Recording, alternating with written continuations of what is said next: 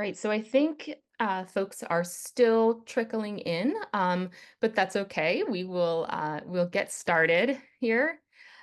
So my name is Megan. I am the manager of academic initiatives at the Irving Institute for Energy and Society at Dartmouth College, and I am very excited to welcome you all today to the first of our new energy conversations with early career researchers series of the 24-25 academic year.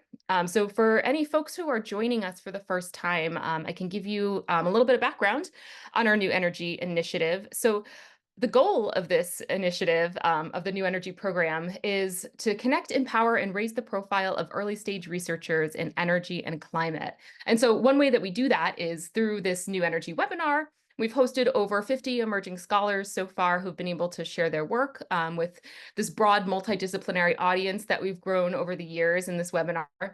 And we also host an annual in-person New Energy Summer Summit that aims to increase the capacity of early-stage energy and climate researchers to accelerate transitions to equitable and sustainable energy systems and a healthy climate via interdisciplinary scholarship and collaboration. And our speaker today was one of the scholars who attended our New Energy Summit this past July, and we're very excited to have him back. But before we get going, just a quick note. After the talk, we'll have an opportunity for discussion. So please feel free to enter your questions for our speaker using the Q&A icon at the bottom of your Zoom screen at any time during the program, and we will get to as many of those as we can after the presentation. All right, so with all that out of the way, I am delighted to kick us off today by introducing our moderator for the session, Dr. Amanda Graham. So Amanda is the academic director for the Irving Institute for Energy and Society. She leads the Institute's work in energy education and partners with students, faculty, and alumni to help us evolve our energy systems towards more just and sustainable futures. Prior to Dartmouth, Amanda served in several roles at MIT, including executive director of the Environmental Solutions Initiative and education director for the MIT Energy Initiative. We are very excited to have Amanda here. She is one of the leaders and creators of our New Energy Initiative. So welcome, Amanda. Thanks so much, Megan. I'm delighted to be here, and I share your enthusiasm for today's talk and for this project overall with New Energy. At the Irving Institute, we are dedicated to research and education and engagement activities that really help us to accelerate towards more just and sustainable energy transitions and a more just and sustainable future for all. And so, in that context, we really welcome the opportunity to have speakers in this series from across the wide range of energy technologies, energy policy, energy culture, the full spectrum of what's going to take us, right, to manage those energy transitions.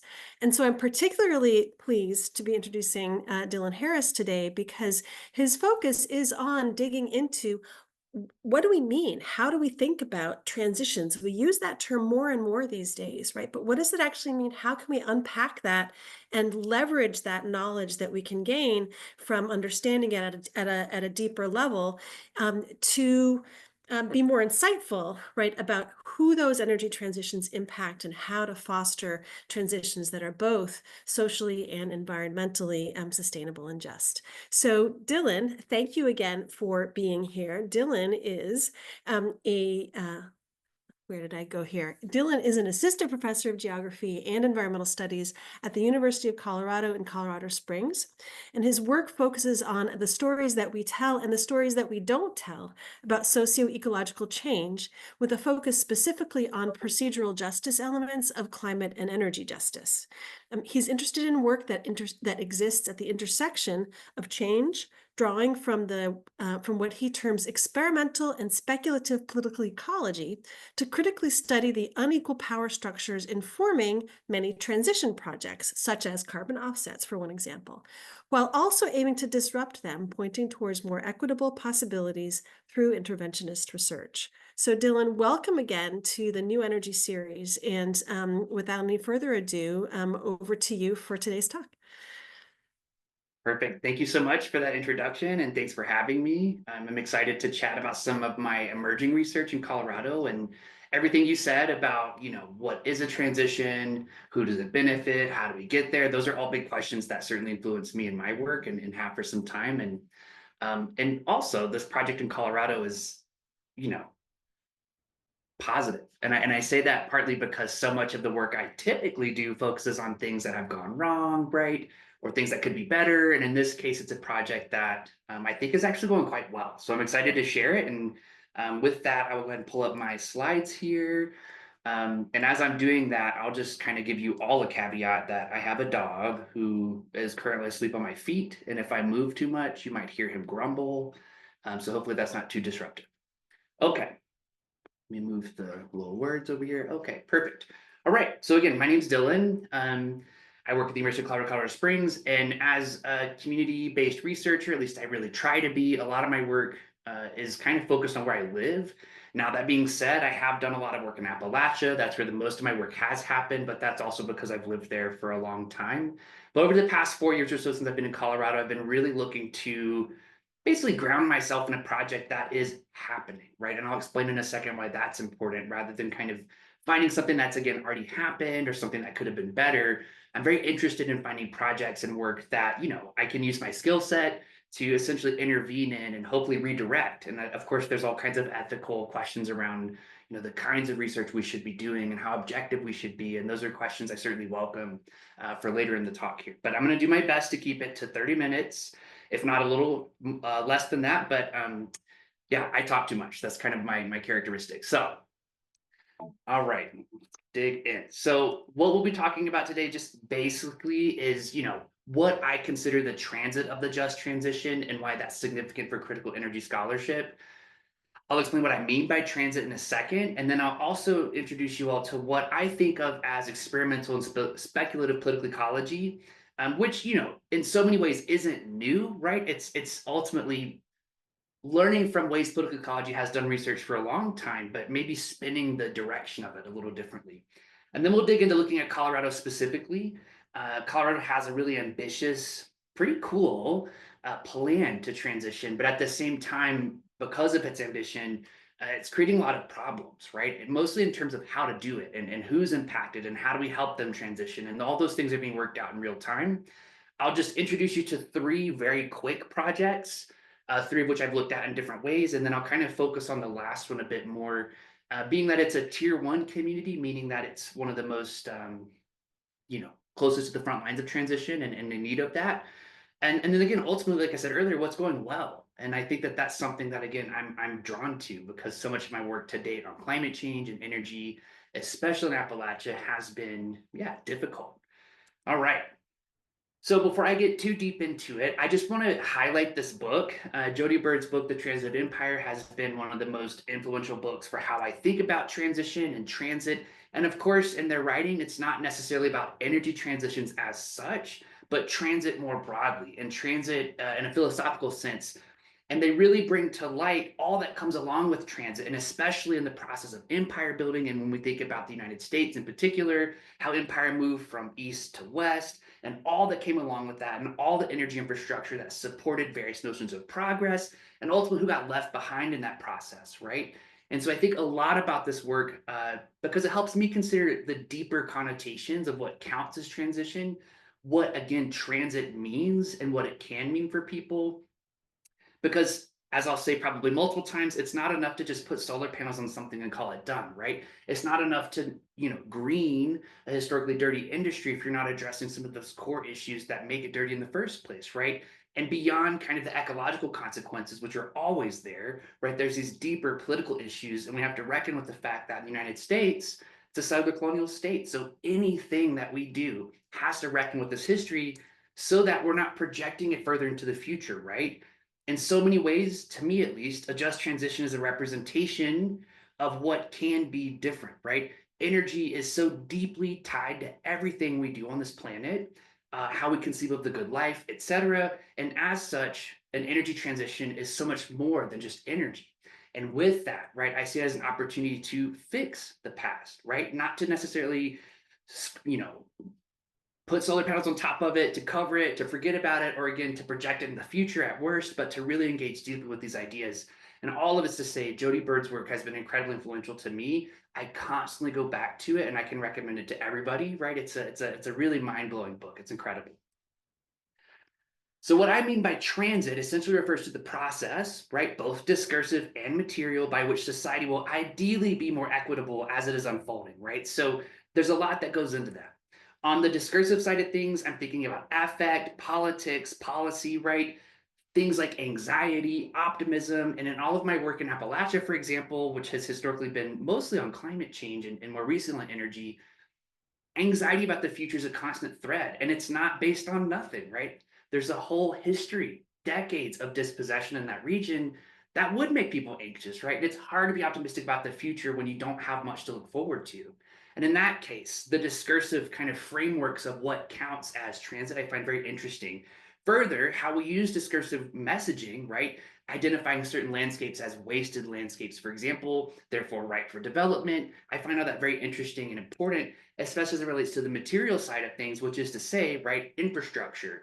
And of course, something I've learned over the past 4 years at least, something I'm not really great at, to be fair, in terms of understanding the implications of it, are taxes, right? Tax bases and how much taxes a coal-fired power plant actually provides, especially to a small community. And with all these things being said, you can't just again close it and replace it and hope for the best. You have to plan for these things, right? And so that's what I mean by transit. And what I want to do in thinking about this is countering what I see as a very typically narrow, often very teleological vision of progress and green growth, right? So on the side here, you see kind of the front page of the Green New Deal resolution, which in many ways was very radical, right? It really put into perspective how issues of racial capitalism, Southern colonialism influence the way we, experience the world and how we should, as a society in the United States, change.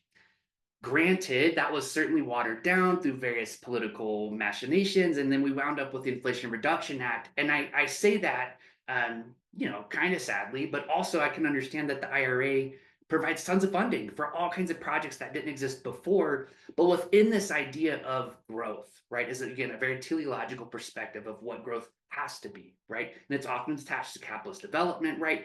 And back to my earlier point, if we're not engaging deeply with those questions of how we got here, right? How can we then not prevent that from just continuing in the future, right? So these are all questions that are kind of bound up in my work. And then I ask, right? Rather than just doing it over and over again, I'm very interested in what it might look like to intervene in this process, right? And then beyond that, if possible, to direct it towards more equitable ends. And so much of the work I've been up to for the past 4 years, and especially over the past couple of years, as I've been looking more kind of closely at these politics of transition, is where are these projects that are currently happening, right? Where are they emerging? How are they emerging? And rather than, again, waiting for it to just be done, how can I create research practices that actually engage policymakers or community members or various stakeholders, not just to necessarily learn what they're up to, but right, to engage them deeply with and to create spaces for them to engage with one another such that these processes can change and don't have to be this kind of tired story that I see as this very teleological vision of growth, right?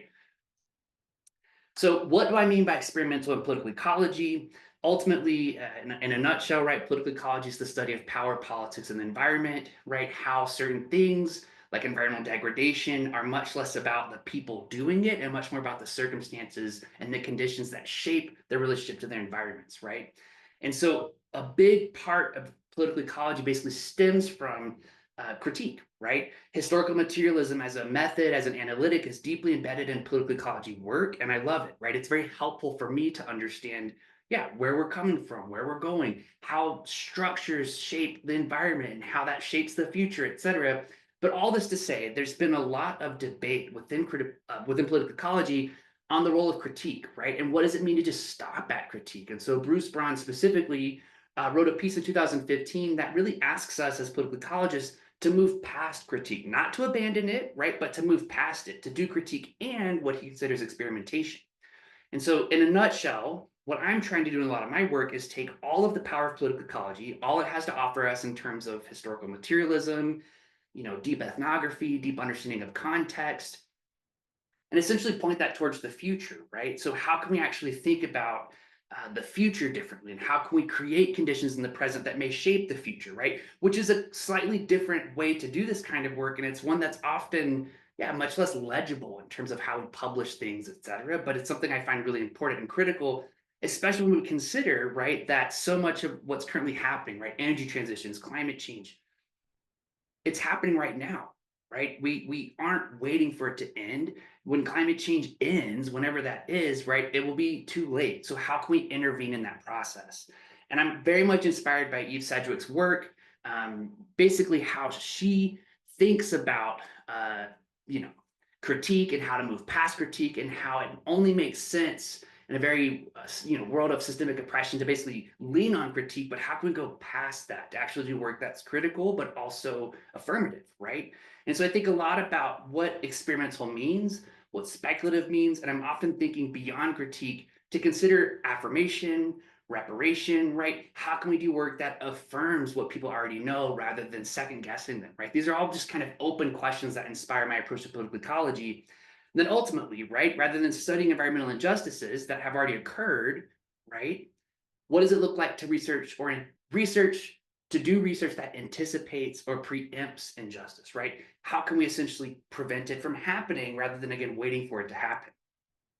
And so when I think about political ecologies of transit in particular, I'm often thinking about how to envision, how to think about, how to create more equitable energy futures, right? And that's of course not all up to me. So I do again a lot of work with communities, and I'm very interested in what they think of their future, right? What do they want? How has the past informed their present, and what could be different? And so beyond that, I often think about what it means to intervene as research practice, right? Or praxis, I should say. But ultimately, again, just kind of a quick reminder about how social sciences work. We're meant to be objective, right? At least as much as we can be, right? We're meant to study processes, provide information, right? But when we get into the realm of scholar activism, it gets a bit more murky, right? What is our role? Is it ethically okay to actually do work that is in service to something I believe in, right? To actively advocate through my work and research for, in this case, an equitable energy future in Colorado, right? Again, it's a slightly different take on how this work is typically done. I don't think it's necessarily radical, right? But it's essentially putting into words what I believe research should be and how it can be, and especially with regards to something like an energy transition, which again, at least in the United States, but also globally, right? We're fumbling through it in real time. And that gives us a lot of space to intervene, I believe. So thinking of Colorado's just transition, it all started, right, in 2020 when the Colorado Just Transition Action Plan was made available. And like I said earlier, it's pretty ambitious, right? They very clearly outline which communities, towns, counties, municipalities have to transition and why, right? There's a lot of details as to why that's the case. What's missing, however, is a lot of the how to do it, right? It's very prescriptive. And in that sense, again, very interesting. But also, once you get into the kind of weeds of what justice and social justice and equity means, it's not making decisions for other people, right? And so that's where a lot of my work stemmed from, is I understood that this transition was happening, right? That it was very ambitious, but that there's a lot of room to actually do it and actually learn about the process. Accompanying the action plan was the first greenhouse pollution reduction roadmap. They're very integrated with one another and often kind of speak to various ways to reduce greenhouses broadly, not just carbon, not just fossil fuel emissions, whereas the action plan does kind of clearly focus on coal communities, at least first and foremost. And then that got updated recently this year, right? And it is very similar in a lot of ways, but also it takes into consideration a lot of change, right? So since COVID specifically, a lot of things have changed in Colorado, right? A lot of opportunities have emerged.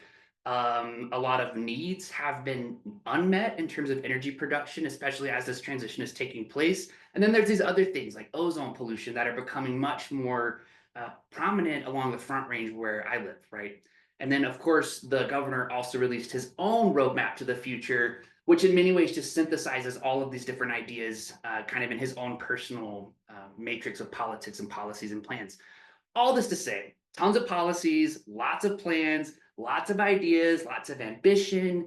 And again, I think all this is really exciting. When I meet with folks and talk to them, people really believe this work is important, right? And I want to believe them too. And so, how can I actually help through my work make these things happen, but also make it happen in a way that's equitable, in a way that's also addressing, again, historical injustices that aren't talked about in these plans? Like, again, the fact that Colorado is a state within a southern colonial country, right? How do you take all that context into consideration when doing this work and not, again, project it into the future? kind of as an aside, but certainly relevant, right? Part of what has changed in Colorado the past couple of years is that there's been a lot more, I guess, desire for broad decarbonization efforts, which often actually result in things like carbon capture and storage in various different ways. And so organizations like the Great Plains Institute, which on my left, maybe your right hand side, the roadmap to decarbonization is from the Great Plains Institute. Yeah, explains all kinds of ways that we can decarbonize, right? And how that would have all these knock-on effects for various economic growth, right, et cetera.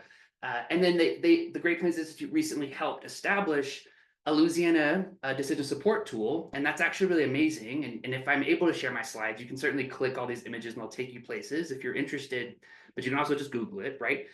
But what the Great Plains Institute and the Carbon Action Alliance did with Louisiana was essentially, yeah, think through how this work can impact communities in meaningful ways. Is it perfect? No. Is it still emerging? Yes. And on that note, and back to Colorado, right? Next weekend, there's a big conference bringing together various actors in this space, the governor in Colorado, and various people who are engaged in this idea that we can decarbonize and that we can still grow ultimately, but we just need to invest in more carbon capture and storage. All this to say, this conference is happening in Colorado precisely because there's been a sharp increase in project announcements and federal investment. So that takes us back to the IRA, right? The IRA is not perfect, but if nothing else, there's tons of money floating around to do all kinds of work. So how do we intercept that money, and how do we do work that is, again, more equitable and not just kind of tied to this really narrow idea of what growth means and what growth looks like for most people? And so, like I said earlier, I mentioned that the Colorado Just Transition Plan kind of typically focuses on coal, right? That's kind of its first and foremost concern. Colorado doesn't have, the same history with coal mining as Appalachia, where I've done a lot of my work, but it does have a long history of mining in general, of gold, silver, et cetera. But there is a lot of coal mining as well. And so this is how they define a coal transition community. And within the plan, they identified two different tiers of communities, right? Tier one communities, like I mentioned earlier, are basically those that are closest to transition. Some of them have already began to transition away from coal. And this includes essentially basically, folks who need to close their coal-fired power plants, who need to move, resources around to make sure the grid is still sustained. And then also tier two communities, which include where I live, they need to transition too, but they're not as, I guess the details aren't as dire, right? So this is where I'm looking at. And so along these lines, and over the past few years, there's been a lot of movement across all of Colorado. But like I said, I'll just mention three particular case studies. So Colorado Springs, close to where I live, maybe, 10, 15 minutes away, there's this huge coal-fired power facility in downtown, right? So it's demolished now. One of the last just truly urban coal-fired power facilities in the United States. And as such, it was incredibly dirty, right? They worked really hard to clean it up. But over time, there was tons of environmental justice activism that actually aligned with multiple other interests, but did actually lead to this plant being closed. And so this dovetailed with the Just Transition Action Plan. And as it was being demolished, right, at the same time, there was natural gas infrastructure being produced kind of directly in its rubble. So this is an up close kind of picture of the demolition. But if you could zoom out a bit and basically look to your right, you would see 4 or 5 large natural gas processing facilities that essentially now still maintain the grid, right? And it created enough energy production that we can actually sell it. And when I say we, I mean the Colorado Springs Utilities, which is technically a co-op, right? All this to say, right, Colorado Springs is not a tier one community, but this work has been happening here. And yeah, it's been very active, right? So over the past few months, right, I saw this coal-fired power facility being taken apart brick by brick, right? And again, at the almost exact same time, watching this natural gas infrastructure pop up right beside it, which again speaks to this broader question, right? What does it mean to transition if we're moving from one fossil fuel to another? Maybe one's cleaner in some ways, right? But in my mind, it doesn't necessarily represent what could have been a much more equitable transition. Similarly, and this is a tier one community down south in Pueblo, you have multiple things going on. And I'll just mention two, right? So I've done a bit of research on, there's a giant steel producing facility there that essentially got some funding, various grants together. And again, this wasn't because of the Just Transition Action Plan, but dovetailed with it to basically use solar to generate energy to do steel production, right? And so keep in mind that steel, at least in the United States for the most part, we rarely make our steel from scratch, right? We often buy scrap metal, we reprocess it, and the reprocessing happens in, giant furnaces. And now in Pueblo, one of those furnaces, perhaps the largest one, is powered by solar. But you can see here the scale required to make that happen. And all this to say, right, what does it mean to green a dirty industry, right? We can use solar and the massive array here to basically melt steel from other places, but that doesn't do much about how steel is produced elsewhere, right? And so is this a truly just transition, right? It's an open question. And then more uh, recently, I should say, there's a power station called the Comanche Power Station that for the past, 10 years or so has caused tons of drama within the county, specifically because it's really expensive. And so folks in Pueblo, just as an aside, often pay a lot more in energy bills than anyone else in Colorado. And of course, Pueblo is one of the poorest cities in Colorado. So this introduces all kinds of questions of energy justice, energy poverty, a project that a grad student of mine actually worked on and thinking through what energy democracy looks like in this context. But in any case, Comanche 3 is slated to close, right? And so people just finished building it through subsidizations on their energy bill and they're upset, right? What happens now? And so you have this article that came out a few months ago that basically shows that the only way to keep Pueblo whole, right? And whole here refers to jobs, taxes, economic activity, right? So it's discursive and material. It's not just this kind of infrastructural question on its own. Has to be nuclear, right? And that produces a whole other suite of issues when we think about basically where to go from here. And so you have multiple kind of intersecting realities in Pueblo right now where they're moving away from coal to where we're unclear, right? And in the meantime, folks have needs. And so how do we meet those needs? And that's something that I'm very interested in continuing to study. But most of my work has been focused in Hayden, Colorado, which is out west, right? Past Steamboat Springs, if you're familiar with Colorado, but it's in the Yampa Valley. And so they also have a relatively new coal-fired power facility that's owned by Xcel Energy, which, as you all probably know, is one of the largest energy producers, energy companies in the United States. And basically, beyond, or I guess aside, what am I trying to say? Different from Pueblo or Colorado Springs, which are otherwise kind of cities that have things going on. And Hayden, a relatively small town, the taxes from this power facility actually provide a lot of resources for the town, right? The schools, it keeps, various, the fire department, the library, all the things that make a city work that are paid through by taxes. This place ultimately, certainly benefit or supports. And with that in mind, right, you can't just close it because you would essentially close the town, right?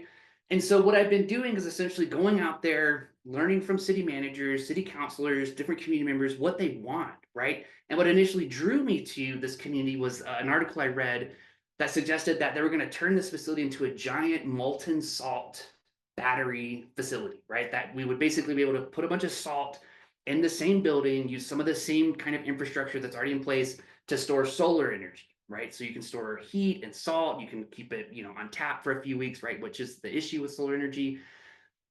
That plan got dismissed, but that's what initially drew me to this region, is that the city manager and other folks in this community are really working hard to come up with solutions, right? And again, they're figuring them out in real time. They're proposing all kinds of things, right? Biomass generator, native fish hatchery, all kinds of things to basically keep taxes flowing, to keep folks employed, and to keep the community open. But of course, it's much more than just energy, right? And that's what's really drawn me to this project. And so this is a picture from a few weeks ago. I was there over the summer for Hayden Days, which is kind of their town festival, which was amazing. The building you can kind of see there is newly built, right? So this town is growing and they're doing all kinds of cool things.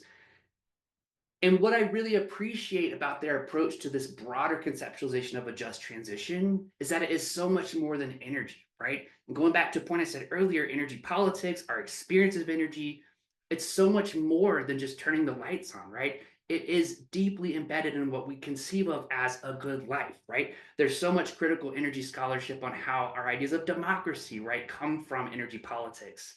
And so with that being the case, and what this town has really done well is move past this narrow focus on energy to consider what counts as good life and to work towards basically leveraging funds from the IRA, the Just Transition Action Plan, right, the Colorado State Office of this Just Transition, to create a more just and equitable society, right?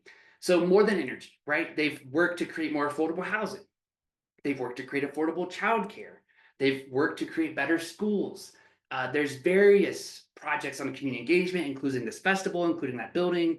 They actually took their old school and turned it into this amazing community art space where there's dance and theater and all kinds of things like that.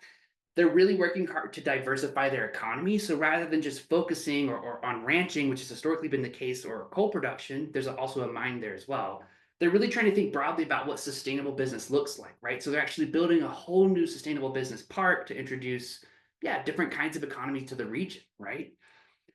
Of course, embedded in all of this is a deep desire to maintain meaningful employment for folks who live there, right? So you can't just close the facility and tell people to deal with it, right? And you also can't just keep it open and turn it into something else and expect people to just stick around, right? So there's all these active conversations about what meaningful employment looks like, and essentially how to stay in this region, which is really important for folks. As many folks who live here really love living there. They don't want to live somewhere else, right?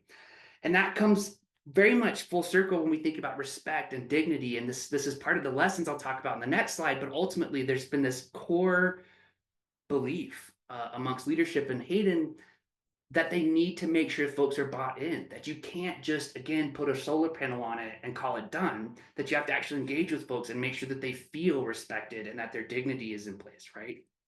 And then, of course, there's this issue of renewable and sustainable energy, which isn't necessarily the last thing on folks' mind, right? It's just deeply, deeply implicated in all these other things, right? So when I started this work, I thought I'd be, looking at a molten salt battery facility.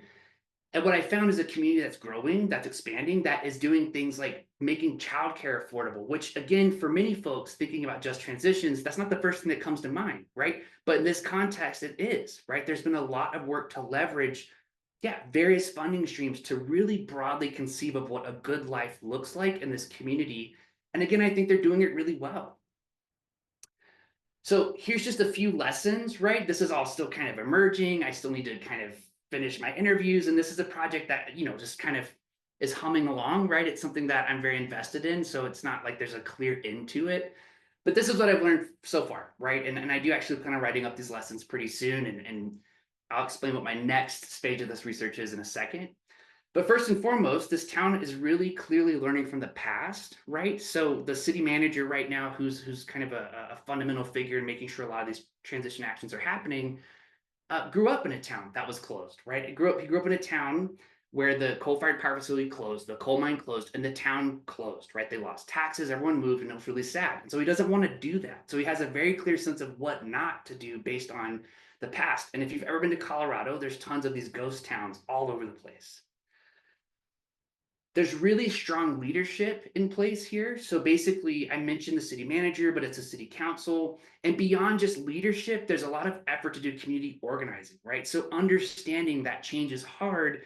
Folks have really put a lot of effort into understanding what people want and making sure they're represented. And every Facebook comment is taken into consideration. Every city council public comment is taken into consideration. And that's hard work, and it's taken a long time.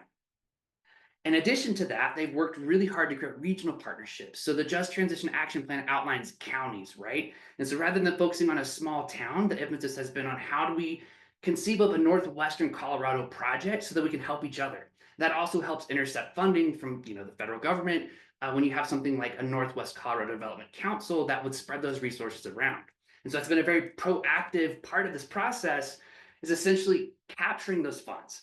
And again, beyond just simply waiting for things to happen, the city saw the writing on the walls and responded to it, right? They saw the Just Transition Action Plan. And rather than waiting for 2028 or 2030, sorry, to actually deal with this, they started right away engaging with Xcel Energy to make sure that things weren't going to go by the wayside. And then I mentioned this earlier, right? There's a lot of deep listening happening in this town that makes, yeah, not everything's perfect, right? There's a lot of kind of conversations on the quotidian parts of just transition, right? When we build affordable housing in this town, right? Can that right of way go there, right? There's a lot of debate about that, but all of that's taken deeply into consideration. And of course, there's challenges, right? So just on the other side of the county from Hayden is a town called Craig, and this podcast is actually really amazing because it highlights what is not happening well in many cases. Rather than kind of responding to the writing on the walls, they've just been waiting. And there's been a lot of movement recently in terms of investments and the IRA. So things are moving along. But ultimately, while all this sounds really nice, and I think there's a lot to be learned here, there are, of course, many challenges, including the fact that beyond what people want, there's public utilities commissions that actually determine in many ways what can be possible. Similarly, the broader infrastructure of the grid would require us to essentially maintain the amount of energy we produce. You can't just stop doing that, right? So that's part of the problem. Similarly, there's shifting energy needs, right? So as the sustainability business park is developing, what is possible is certainly tied to what energy systems in place, and I'll return to that in a second. But then ultimately, there's this idea of keeping good jobs. There's a lot of anxiety about jobs, and people are debating on leaving, right? So none of this is perfect. It's actually all very difficult and happening in real time, but that's what I really love about it. And so moving towards an end here, right? What I want to keep doing is applying these lessons in real time, right? So rather than just writing them down and putting them in a book or in an article, right? I want to basically take them back to the community, highlight what's happening, what's going well. And the next step is to hold storytelling workshops, which is something I've done in a lot of my work to basically help people envision what a post-coal Hayden looks like, what replaces coal, what to avoid, right? And through this process of basically storytelling, my hope is that they can conceive of what they really want. And then by doing that alongside policymakers and decision makers, they can collectively make those decisions together, right? Which leads to further community organizing, which is something that, again, I really value that they're doing already. And along the way, certainly refining, again, the discursive and material processes that shape transition. And then beyond that, what I want to do next is use some of the very minuscule funding I have to take some of their leadership to West Virginia, where I also do a lot of work to basically explain what's going well here, can it work there, what doesn't work, what does work, right? And I mentioned on the last slide, shifting energy needs, and there's a lot of investment right now in data centers, right? Which is something that I studied when I was at Dartmouth this summer. But basically, Colorado's become a site of much sort of debate and investment and speculation around data centers, and that's certainly the case in Western Colorado. So what is the future going to look like is actively being determined. All my work essentially circles around this question, right? A just transition to what, for whom, and by what means, right? Where are we coming from? Where are we going, and who benefits, right? And if you can't answer those questions with equity first and foremost, I don't think it's a just transition, right? I think if we can't conceive of all of the context that informs the need to transition and address all of those issues, putting solar panels on and hoping for the best is just not going to get us there, right? So I'm constantly motivated by this question. And on that note, I welcome your questions. Yeah, so that's it. Thank you guys so much. And I look forward to chatting. Dylan, thank you so much for a really thoughtful and provocative presentation. I would love to, could you go back to your last slide for just a sec, actually? Yep. Sorry, I know you were moving right along there. I'm sorry. The one Okay. before that. This one? This one. The one before that one. Okay. So I'm really intrigued by this a just transition to what, for whom, and by what means. Really important questions. I'm wondering about adding a question of, and at what scale, right? Yeah. Because as we think about energy transitions, I mean, a big part of the reason why we need to, two big reasons why we need to transition, right? Our systems are not just inequitable, and we have a big climate problem, right? That is urgent and pressing down on us in a time scale that is crucial, right? And if we don't make our adjustments to our energy systems at scale, right, we run the risk both of reinforcing our unjust existing systems, right, and of missing our targets, right, at a planetary scale, at a continental and a planetary scale. And you hinted a little bit at this when you made the transition and talking about a community to a region, right? But can you also, I mean, can you also comment on this question of scale? Because it's really daunting.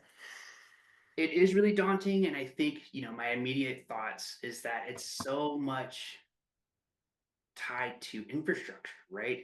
And I often think of infrastructure as kind of the material manifestation of ideological systems, right? And when we think about the grid in the United States and the fact that we really just have three of them, East, West, and Texas, fixing energy systems in Hayden, Colorado fixes the system there, perhaps, right? But there's so much inertia from the grid as a concept that you can't really just replace the energy system, right? It has to maintain the same output. And so that certainly curtails what's possible. And with that being said, it is daunting, right? And so I'm often thinking about what beyond these very local projects this does to the grid, right? I'm often thinking about what the grid is. How do we even, deal with that problem? When again, you can't just remove an energy process. You can't just take out a coal-fired power facility without power sharing, right? Which costs money, right? So Right. we always have the pedal to the metal in terms of energy production in the United States, and you can't not do that. And so I think it is very daunting. Right. And I don't, we do have questions that are coming in, which is great. And I want to move to Yeah, them. And I think that part of the poignancy of this is the intensity of the level of work that you're talking about being done on a local level and the preconditions, the social, societal preconditions that made that possible there that yeah, aren't in other places. And yep. that to me adds to that sense of, well, so if we have to work at that local scale to get up to the bigger scale, um, what do we do when we encounter a community? And I think this actually connects in with the first question. What do we do when we encounter a community that doesn't have, right, those preconditions that you have in Hayden, right? So the first question, have you seen communities that don't want to change so they can't see beyond the closing of a coal plant, right? Or they don't have some of that social capacity, right, that you talked about in the case of Hayden. What then? This is a great question, and I will start by acknowledging that Colorado in many ways is special, right? So I've done a lot of work in Appalachia, and Colorado does have a just transition action plan, and it has a timeline, and there is a step process to it happening, right? Versus where I've worked in West Virginia, coal mines just close overnight. There's not any warning, right? Maybe a little bit, but for the most part, they just kind of happen. And I think that's part of it, right? So Colorado is very special in that sense that, and other kind of progressive states have plans in place, but other states, like where I grew up in Mississippi, there's no plan, right? At least it's not talked about. And so that's kind of your first issue, is that there are plenty of communities where this need has to happen. It needs to happen, maybe even more so than Colorado. But there's not leadership at the state level or even the national level, I guess, in that case. But what do you do? Right. And I think what I've learned from Hayden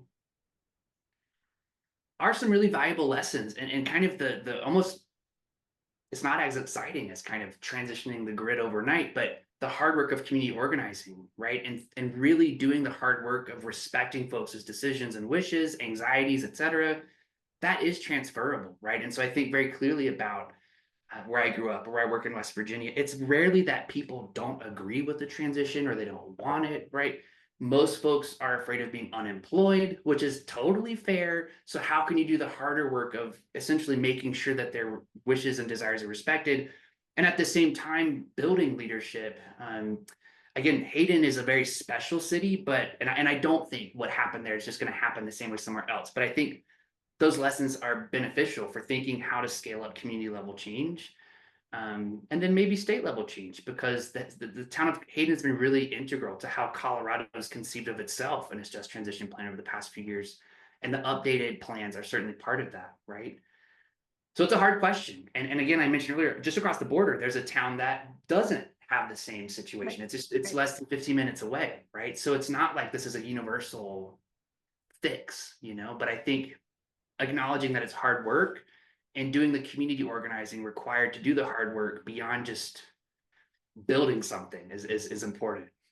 So our second question actually is a very nice plug into that in terms of helping us to expand what that community organizing actually does.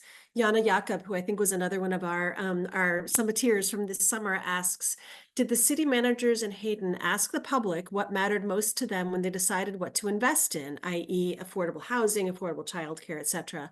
How did they find out, right, what the community would value most?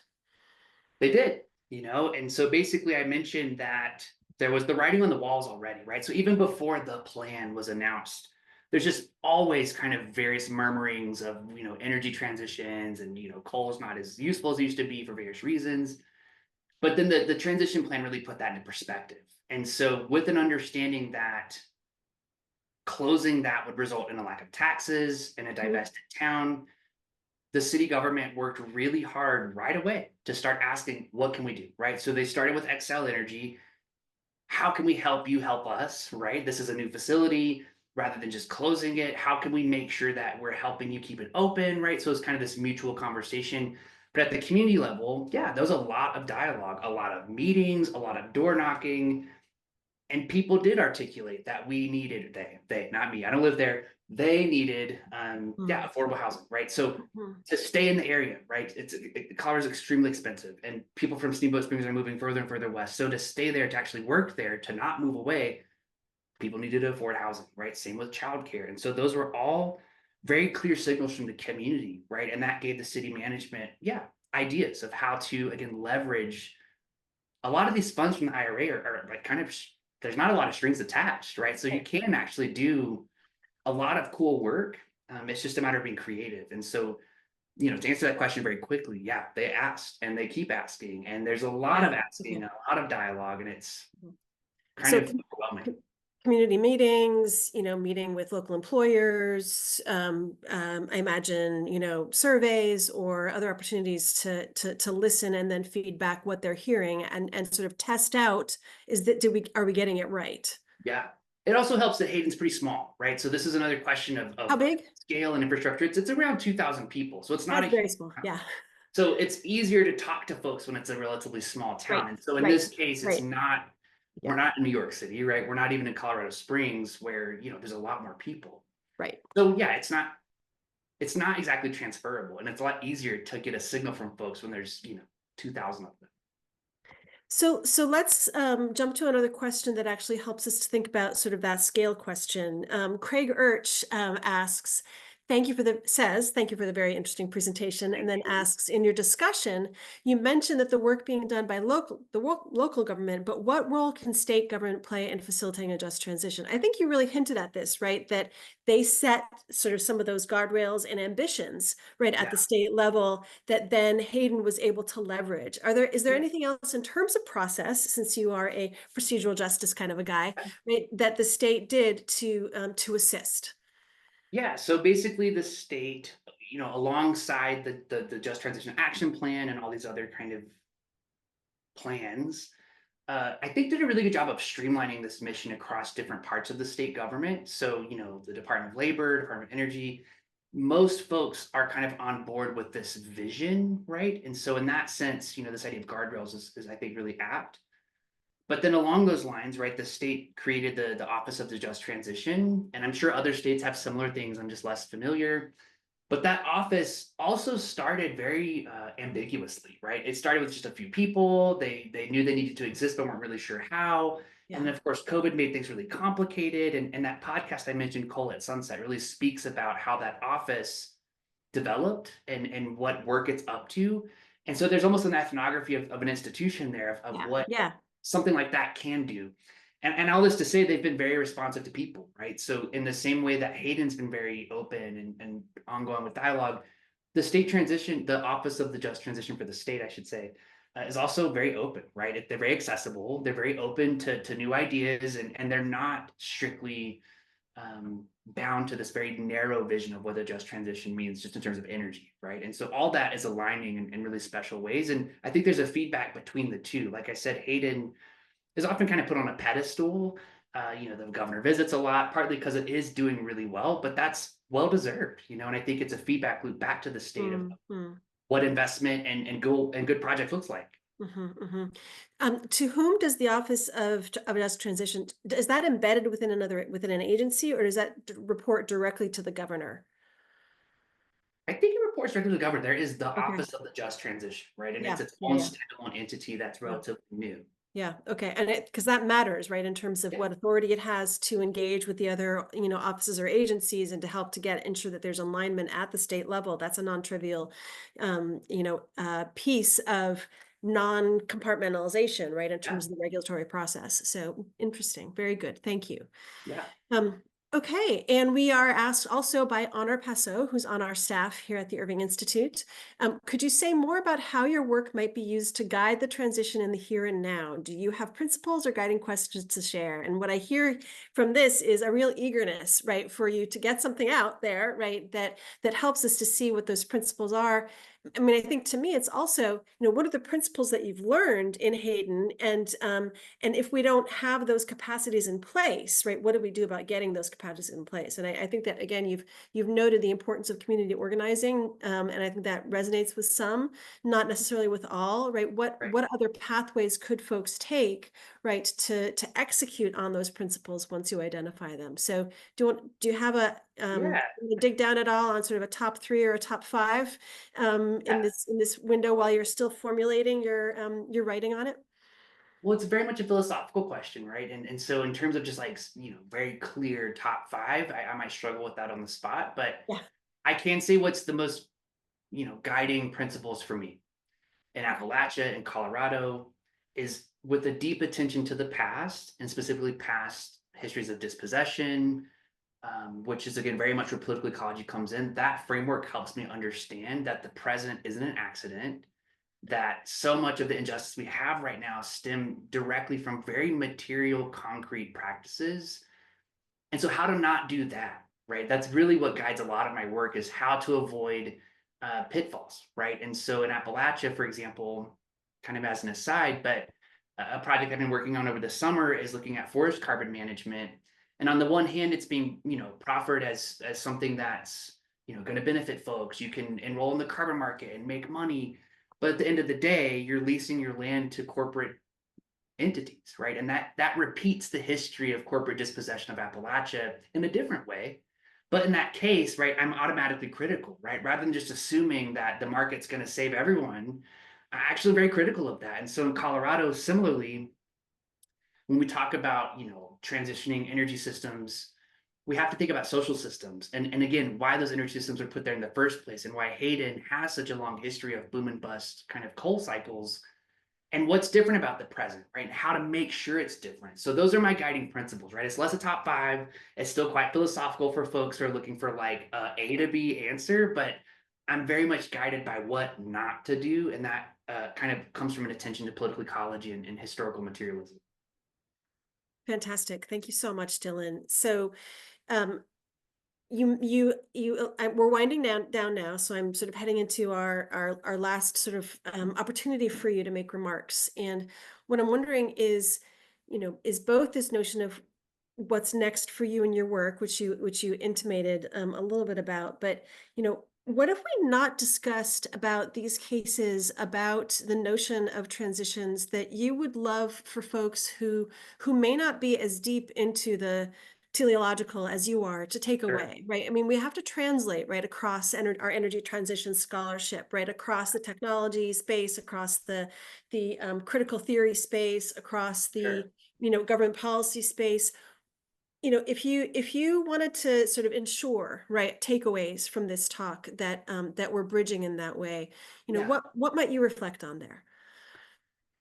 it's a great question. And I think for me, what I've learned about myself in the past few years is that instead of having this kind of knee jerk reaction to growth and technology and innovation, just because it's tied to the market, right?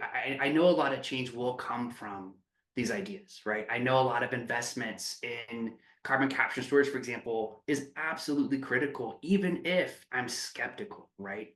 And so maybe what I would offer is to just be critical of these ideas of growth, but also be open to them not necessarily working because there isn't going to be one solution to everything, but yeah, I'm coming from a perspective of I want these things to work, right? I think a younger version of myself would have just been like, no, market solutions to market problems doesn't make sense. But I'm very much coming from the perspective now of hoping that innovation can work, right? That being said, I do believe innovation, you can't innovate inequality away, right? That's a much more difficult social question. That being said, innovation certainly has changed society. So how do they go back and forth? So I'm not sure if that's like a very clear answer in terms of translating across context. I'll just say I'm very open-minded in terms of how technology can help us and how different policies can help us and how even visions of growth can be meaningful for folks. People can and should be paid more to live in this country, which is extremely expensive, and that isn't going to come from just community organizing necessarily, right? There's all these kind of interplays that have to be taken into consideration, and as a critical scholar, I'm critical, but I'm Mhm. also again very open-minded and want these things to work. So happy to chat with folks. Mhm. I think that that really is substantive, right? I think that it's a real challenge. I mean, you're making a call to us as, to your fellow scholars, you're making a call to, your fellow practitioners, right? How do we sustain a critical stance that also has openness to it, right? Or how do we sustain a dedication, right, to a work agenda, an area of practice, an area of management, and still retain openness, right? So that we can more effectively engage with possibilities that we haven't considered before, right? Yeah. And to me, I think that points to the utility of your case, and it points to the utility of scholarship that bridges boundaries. And so I hope that as you write up what you're doing, that you'll be able to keep that multiplicity of audiences in mind, right? So that we're not just speaking to the converted, right, of Right. critical theory to speaking to critical theory, but Right. of being able to speak to and engage with across our methodological or our ideological differences, right? Because I think that to me can be one way that we can respond to that question of scale, Yeah, right? no, and I think that just to reiterate, like, that's what I want, right? I think Yeah, that is absolutely critical. It's necessary, and I've yeah, spent a lot of time as a critical scholar just yeah. asking questions, and I think that's very valuable. But what does it mean to actually, yeah, move beyond critique is something I'm very interested in. So thank you for all Fantastic. of that. Thank you so much Yeah, for this conversation today. I've really enjoyed it. I hope others have as well. And I'm really looking forward to watching your work as it continues to grow and develop. Back over to you, Megan. Great. Thank you so much, Dylan, for a fantastic talk. That was really great. It was so wonderful to see you again and to have you here. We're really looking forward to seeing how your work evolves. So I hope we'll get some updates from you in the future. And thank you so much, Amanda, for moderating a really great discussion. So we will be back with the New Energy series in November with Prabhat Hedge, who is a PhD student at Dartmouth College. So we'll be hearing about some of his engineering work then as he wraps up his PhD. But a couple of other upcoming events that we have are on October 1st, both here at Dartmouth and live streamed. We have Misunderstanding the Politics of the Energy Transition with Dr. David Spence. And that discussion will be moderated by Dr. Elizabeth Wilson from Dartmouth. There is a virtual forum on bipartisan environmental policy coming up on October 9th. And on October 10th, again, here in person at Dartmouth and live streamed, we have the Class of 1972 lecture series, which will be the future of geothermal energy, which is really great and timely due to all of the new changes going on the Dartmouth campus right now for decarbonization. So hope you can join us for some of those. And thank you again so much, Dylan, for being here and Amanda for moderating. And we hope to see you next time. Thank you.